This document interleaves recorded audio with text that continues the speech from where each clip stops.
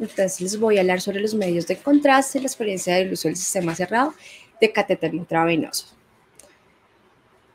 Les voy a dar una corta introducción. La Fundación cuenta con equipos de alta tecnología. Lo importante es brindarle una atención con calidad a los pacientes que ingresan para la realización de imágenes que requieran el uso del medio de contraste. Es importante resaltar que a nivel mundial se toman más de 70.000 millones de imágenes que requieran el uso del medio de contraste. Esto hace que para el personal de salud se vuelva una tarea rutinaria, ignorando los riesgos inherentes que tiene el medio de contraste. Por eso es tan importante en el rol del auxiliar de enfermería siempre velar por la salud del paciente en todo momento, implementando estrategias que podamos estar pendiente del paciente. Entonces les voy a contar qué es un medio de contraste. Es una sustancia que posee una característica física o química que proporciona opacidad en los órganos, que permite realzar estructuras que a simple vista radiológica no podríamos ver, así como lo vemos aquí en esta imagen. Aquí les voy a mostrar unos conceptos sobre los medios de contraste. La osmolaridad, que es la medida de número total soluto en la solución. La hiperosmolaridad, que es mayor a la osmolaridad de la sangre. La osmolaridad de la sangre está en 300 milismoles sobre kilogramos. La isosmolaridad es igual a la osmolaridad de la sangre, se asemeja a la osmolaridad de la sangre. Y la hiposmolaridad es menor a la osmolaridad de la sangre. Entonces, cuando nosotros vamos a elegir un medio de contraste, es importante conocer sobre los medios de contraste para poderlos elegir de una forma segura, correcta, pues ya que históricamente cuando utilizamos los medios de contraste hiperosmolares se producían una reacción entre un 5 a un 15% de reacciones adversas, ya que ellos son mayor a la osmolaridad de la sangre. Los medios de contraste hipoisosmolares no iónicos entre un 0.18 a un 0.46, la tasa de fatalidad de 0.9 por 100.000 inyecciones. ¿Esto por qué disminuye tanto? Porque usamos medios de contraste hipoisosmolares, que ellos son los que se asemejan a la osmolaridad de la sangre. Les voy a contar sobre la extravasación de los medios de contraste, las reacciones alérgicas que nos puede hacer el medio de contraste, y la injuria renal que puede producir el medio de contraste. Entonces, los tipos de medios de contraste. Tenemos los positivos, que absorben más cantidad de radiación, viéndose radiopacos, o sea, blancos, así como lo podemos ver aquí en este tag. Tenemos los negativos, que absorben menos radiación, se ven radiolúcidos, o sea, negros, así como lo podemos ver aquí en esta imagen. Y tenemos los neutros, que son utilizados para distender y rellenar el tubo digestivo. Entonces, los tipos de medio de contraste. Los positivos tenemos el bario, el yodo, el gadolinio.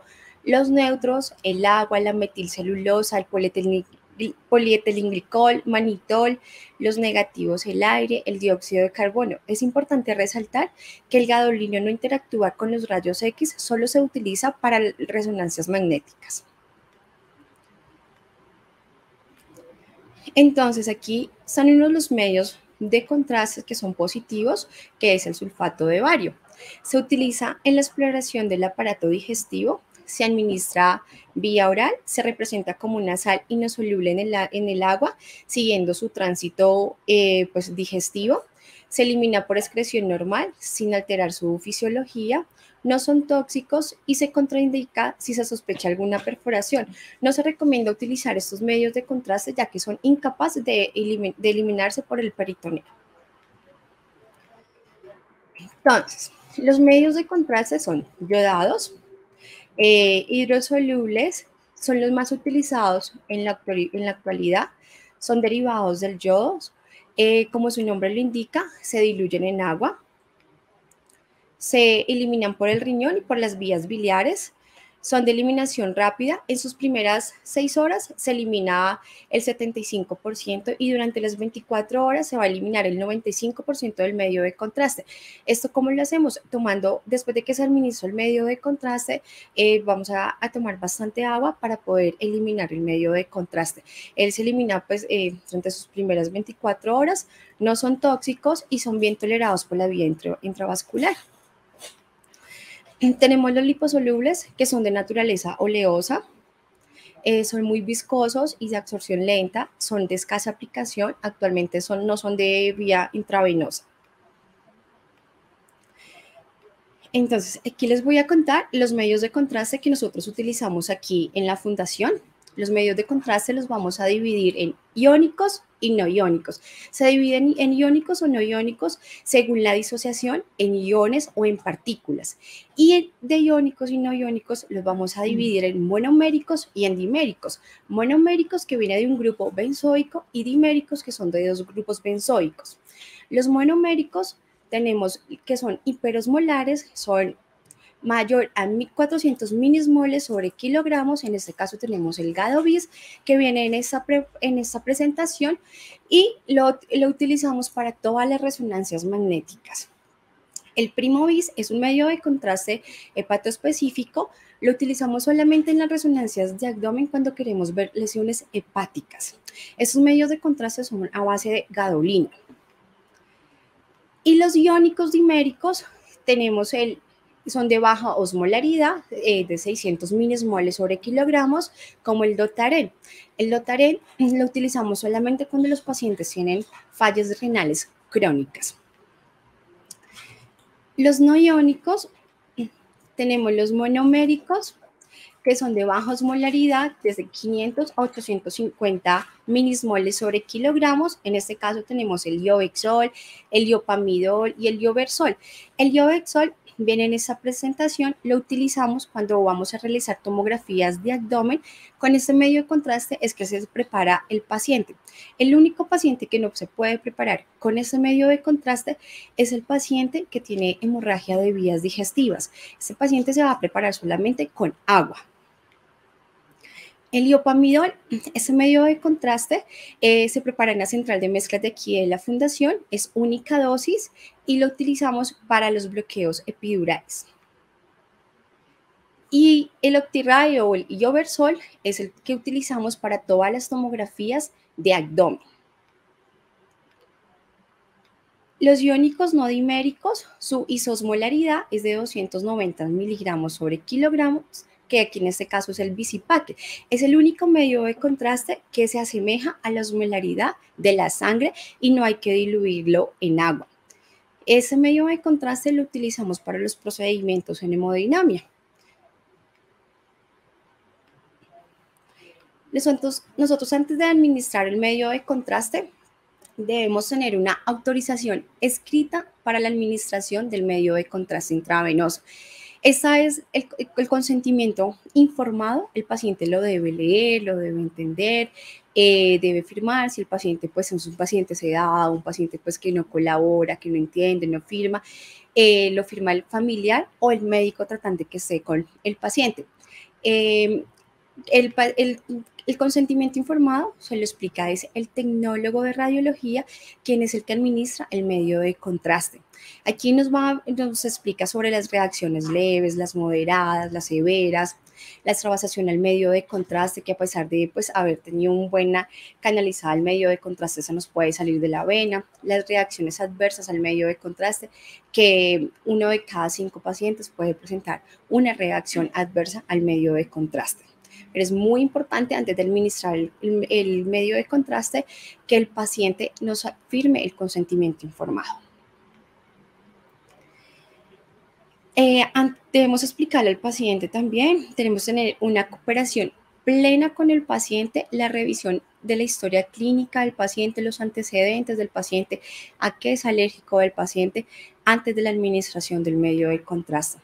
Debemos explicarle al paciente que el medio de contraste va por el medio de un inyector, que puede sentir calor, náuseas, en los genitales como si estuviera orinando, sabor en la boca metal, para que el paciente, si llega a sentir esa sensación, de pronto no se vaya a mover y pues las imágenes queden movidas. Debemos eliminar el aire de la jeringa pues, para evitar una embolia pulmonar. Debemos explicarle también al paciente que antes de la administración del medio de contraste debemos tener un acceso venoso, que puede ser un calibre de 20 Gauss, una vena de buen calibre antecubital, porque las velocidades del inyector va de sobre 3 mililitros sobre segundo o menor, dependiendo del estudio que vayamos a realizar, así se envía la velocidad del medio de contraste. Que si el paciente es difícil acceso venoso, que es un niño, pues podemos canalizarlo en la vena, en la mano, en la muñeca, y la velocidad va a ser de menor a 1.5 mililitros sobre segundo. Aquí en la fundación contamos con un catéter de alto flujo, que son estos catéteres. Ya les voy a contar sobre ellos. Este catéter es un catéter Nexiva, es un catéter de alto flujo. Este catéter reduce los efectos de desestabilización que puede conducir a la extravasación del medio de contraste. La punta del catéter tiene múltiples orificios en forma de lágrima. Esta Nexiva es un Nexiva 22. Aquí les voy a mostrar a continuación un video.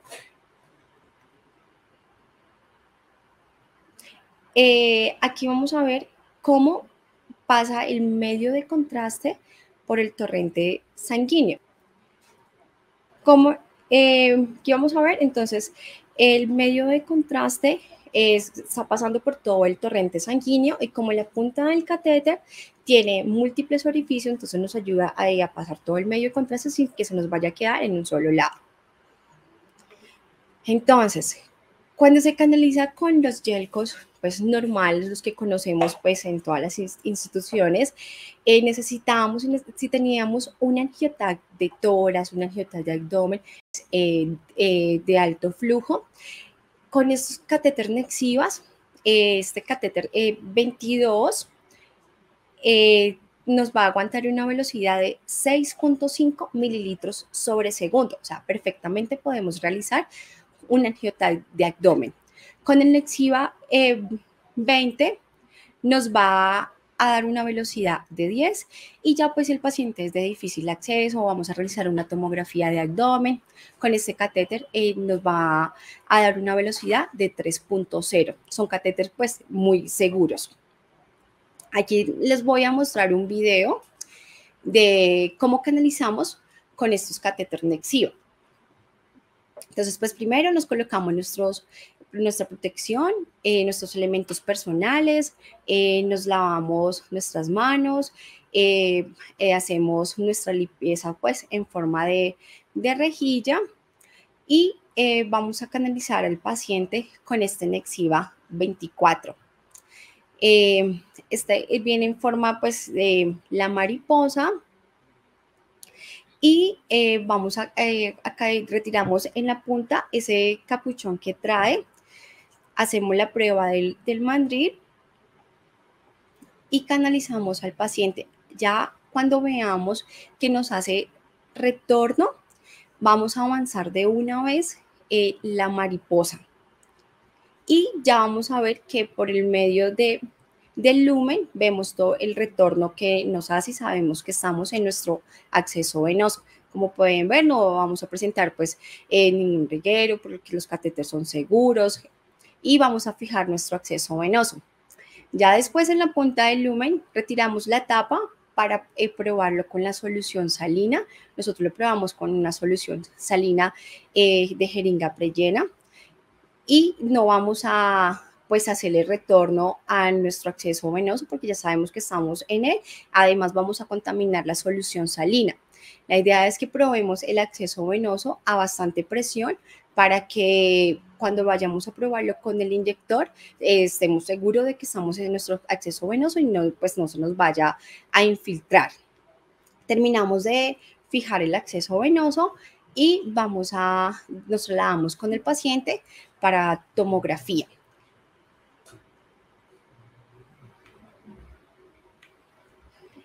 Entonces, llegamos con el paciente a la tomografía, lo acomodamos y vamos a volver a probar nuestro acceso venoso. Aquí en este caso ya lo hacemos con el inyector. Vamos a probarlo con solución salina, con 20 mililitros de solución salina. Lo vamos a hacer por el medio de la palpación de, pues ahí en el acceso venoso. Vamos a verificar que nuestra vena pues esté permeable, que el paciente no sienta ningún dolor.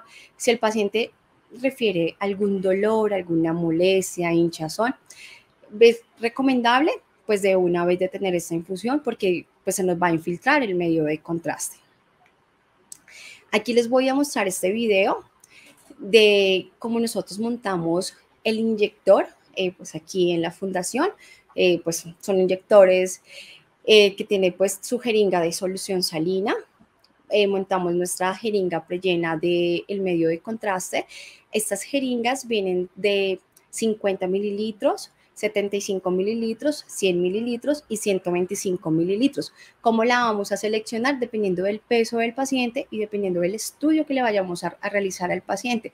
Le colocamos nuestra extensión en Y y vamos a purgarlo con el medio de contraste y con la solución salina, que no nos vayan a quedar ninguna burbuja para evitar una embolia pulmonar en el paciente. Es muy importante purgar bien nuestra extensión en Y. Entonces, les voy a contar sobre pues, las extravasaciones al medio de contraste.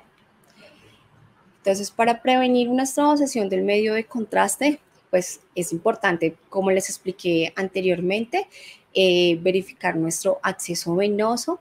Ya si en los primeros 15 segundos el paciente no refiere pues ningún dolor, ningún hinchazón, el tecnólogo y el auxiliar de enfermería salen de la sala de la adquisición de las imágenes y se empiezan a tomar las imágenes. La extravasación del medio de contraste corresponde a la fuga del contraste intravenoso desde el comportamiento intravascular hacia el tejido adyacente durante la inyección del contraste. Así como vemos aquí en esta imagen, es como queda el medio de contraste. Puede ser más lo que se nos puede infiltrar el medio de contraste.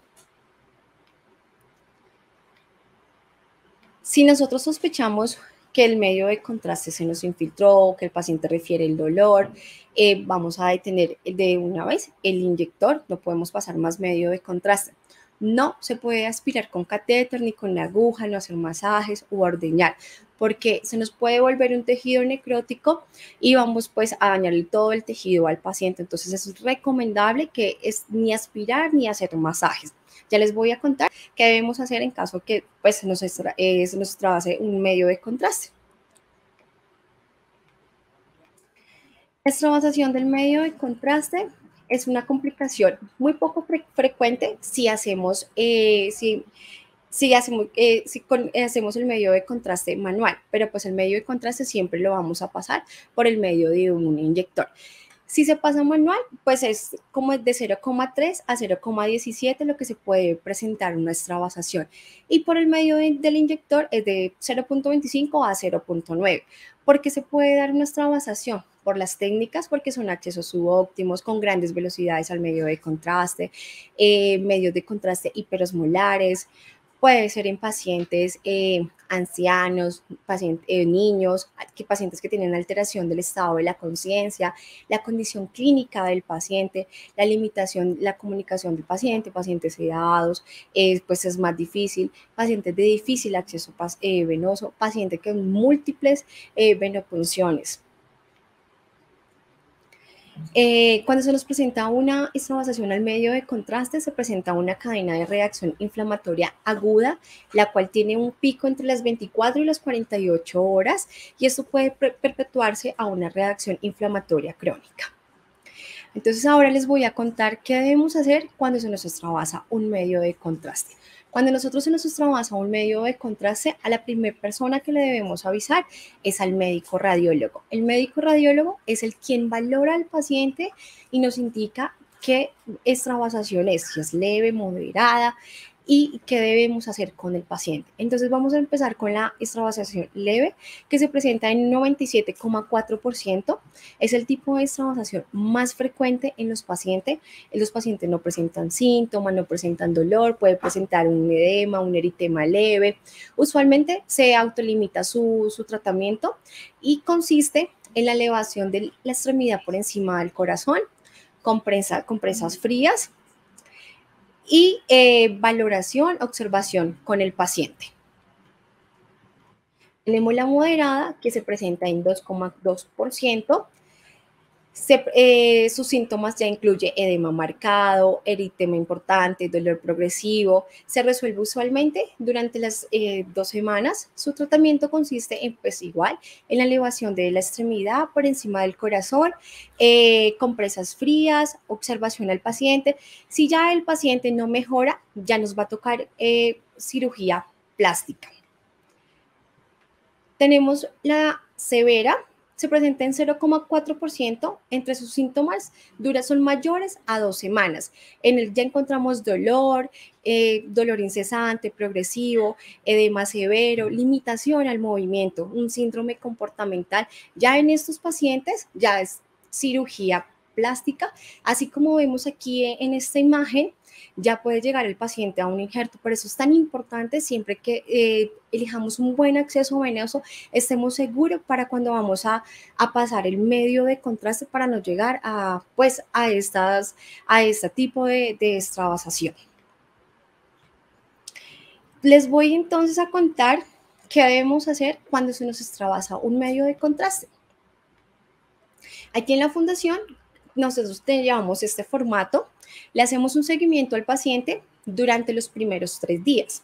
Consiste, vamos a llenar el formato con el nombre del paciente, el número de la historia clínica, la dirección del paciente, el teléfono, el nombre del procedimiento que le realizamos al paciente, el sitio de la punción, el nombre del tecnólogo, la auxiliar quien canalizó al paciente, al médico radiólogo a quien le informamos, la fecha y lugar del evento, el nombre del medio de contraste, el lote y la fecha de vencimiento.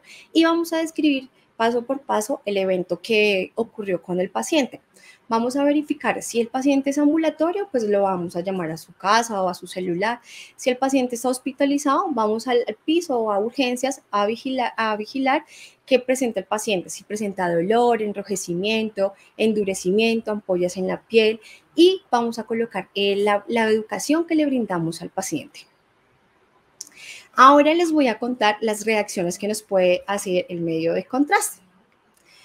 Eso es una reacción inmunitaria de defensa. Se evidencia al administrar una sustancia extraña al cuerpo. Esto se reconoce como nociva, así no lo sea para la mayoría de las personas. Así como lo vemos en esta imagen, es como los pacientes presentan ampollas en su cuerpo, o puede ser menos o pueden ser más notadas por todo su cuerpo. Porque se nos pueden dar, son antecedentes de reacción a la hipersensibilidad. Podemos premedicar al paciente. ¿Cómo lo vamos a hacer? Lo vamos a hacer con prednisolona 30 miligramos o metilprednisolona 32 miligramos, 12 horas, 2 horas vías oral antes de la administración del medio de contraste. Pacientes con antecedentes farmacológicos, que son bloqueadores, adrenérgicos, ASA, antiinflamatorios, no esteroides, o pacientes con historias de atopía, con rinitis alérgica, dermatitis atópica, asma, alergia a los alimentos. En estos pacientes son los que debemos tener más cuidado en el momento que vayamos a administrar el medio de contraste, porque nos puede presentar una reacción. Si el paciente nos dice, es que somos alérgicos al pescado, le podemos administrar el medio de contraste siempre y cuando estemos vigilando al paciente que no nos vaya a presentar ninguna reacción. Los tipos de hipersensibilidad, entonces tenemos la leve. El paciente puede presentar vómito leve, urticaria, prurito. Y tenemos la moderada. El paciente presenta vómito severo, broncoespasmo, urticaria marcada, edema laringofacial, una respuesta vasovagal. Paciente tenemos también la severa. El paciente ya nos puede presentar un shock, un paro respiratorio, un paro cardíaco o una convulsión. Por eso es importante tener también los antecedentes de los pacientes. Con los pacientes que nos presentan pues también las reacciones alérgicas, a ellos también les vamos a hacer nuestro seguimiento. Ese es el formato igual, se lo hacemos igual los primeros 3 días. Aquí, ¿qué cambia? Que vamos a valorar solamente en el paciente que sigue con rash, enrojecimiento, dificultad respiratoria, ampollas en la piel. Igual le brindamos la educación al paciente que sea necesaria. Entonces les voy a contar ahora la injuria renal que nos puede presentar el medio de contraste. Los tipos de injuria renal, tenemos las lesiones renales agudas, que es una pérdida brusca de la función renal. Y tenemos la inducida. Entonces, las lesiones renales agudas están dentro de las primeras 48 horas después de la administración del medio de contraste. Las inducidas están dadas por el deterioro de la función renal posterior al medio de contraste. ¿Cómo lo vamos a diagnosticar? Por el medio de la creatinina. Entonces, la creatinina absoluta pues es mayor de 0,3 miligramos sobre decilitros. La creatinina sérica, que pues mayor a 50%. Y la reducción de la orina durante las 6 horas. Factores de riesgo. Pacientes con hipertensión, pacientes con diabetes mellitus, enfermedad renal, pacientes mayores a 60 años, no solo pues pacientes mayores a 60 años, también se ve en pacientes jóvenes. Pacientes con deshidratación, enfermedad cardiovascular, diuréticos, mieloma múltiple y la elevación de la creatinina. Entonces aquí más adelante les voy a contar la nefroprotección cuando vamos a administrar el medio de contraste. Nosotros antes de administrar el medio de contraste tenemos una taza de filtración donde está el peso del paciente, la talla del paciente, el valor de la creatinina y si es hombre o si es mujer. Si la depuración nos da mayor a 60 mililitros por minuto, podemos administrar el medio de contraste sin ningún problema. Si la depuración nos da entre 30 y 60 mililitros sobre minuto, vamos a realizar un protocolo de nefroprotección. Y si la depuración nos da menor a 30 mililitros sobre minutos, no podemos administrar el medio de contraste, al no ser que el médico tratante requiera su tomografía con el medio de contraste o que el paciente esté en diálisis. A ese paciente le podemos administrar el medio de contraste siempre y cuando el mismo día que realicemos el TAC tenga su diálisis para poder eliminar pues, el medio de contraste y su riñón pues, no sea más afectado. ¿Cómo vamos a realizar el protocolo de nefroprotección? Es un método alternativo, ya depende del médico, si el médico quiere realizar el protocolo de la nefroprotección o si quiere buscar otro estudio que se le pueda realizar al paciente. Entonces nosotros aquí en la fundación lo realizamos con bicarbonato de sodio, 1 hora antes 3 mililitros kilogramos hora y 6 horas después a 1 mililitro kilogramos hora. Si el paciente viene ambulatorio, lo vamos a realizar un protocolo de expansión, entonces, que es con solución salina. Le vamos a colocar 250 antes de la administración del medio de contraste y 250 después de la administración del medio de contraste. ¿Qué debemos tener en cuenta? El intervalo del estudio con el medio de contraste entre las 12 y las 24 horas. Por ejemplo, al paciente le solicitan una tomografía de abdomen contrastada a las 12 del día, pero a las 3 de la tarde le solicitaron otra tomografía contrastada. No podemos realizar otra tomografía con otro contraste. Debemos esperar este intervalo de estas horas para poder administrar el medio de contraste y una nueva creatinina para mirar la tasa de filtración del paciente. Monitorizar la creatinina por 48 horas en pacientes de urgencias. Un ejemplo, el paciente que nos llegó un politrauma, un código ACV, en estos pacientes vamos a valorar la creatinina porque en estos pacientes pues le administramos el medio de contraste sin ninguna pues creatinina porque es una urgencia. Se contraindica la metformina en paciente con tasa de filtración mayor a 40 mililitros o enfermedades renales crónicas estadio 4 o 5. En caso de emergencia, suspender la metformina desde el momento de la administración del medio de contraste. Reiniciar la metformina 48 horas después. Y durante el embarazo se sugiere evaluar la función tiroidea del neonato durante la primera semana de vida. Realmente es muy poco en las pacientes maternas que se le realizan pues su tomografía cuando están en embarazo, pero pues si llegara a pasar, pues el paciente debe firmar su consentimiento informado y cuando nazca el neonato se le va a tener que evaluar su función tiroidea. Muchas gracias.